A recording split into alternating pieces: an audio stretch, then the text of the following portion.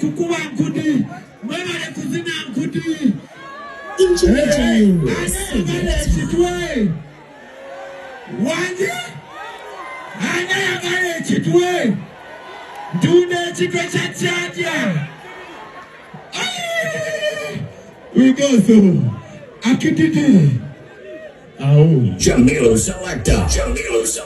Ebisinga tubadde tubikkiriza enkudi twagikkiriza festival y'enkudi abantu ne bajjula naye bannanga ate mutuleetere n'ekitwe. Omuntu abadde akakanako pressure y'enkudi kijjukira omusajja engeri gy'atunzeemu enkudi abantu basobole okujja mu nkudi festival munnanga atembeeza ntembeeye naye nga omusanga lirupazo enkudi agitembeeza butembeeyo okulaba nga bambi yatuuse ne kweryo ekkula ly'okubeera nga abantu bajjuziza wali ku Ero Beach ne babooga. Ne mwana watto yennyini ku Ero Beach mwana mulenzi ani kididi owa negendedde negendedde eyo nawe nabiyimbye simanya wadde enfulinnya aziyimbye ennyimba nyingi zayimbye kididi naye oluvannyuma lw'okulaba nga enkudi ekubidde ddala mwana wattu yatusuubiza bannange ekigambo obula n'okugamba oba oleme kubeera ng'okiddamu ye kennyini aba akyeddiramu abantu be basobole okubeera nga bakitegeera. Bannanga wansi mu comment section anti bannayuganda mwagala byonoonese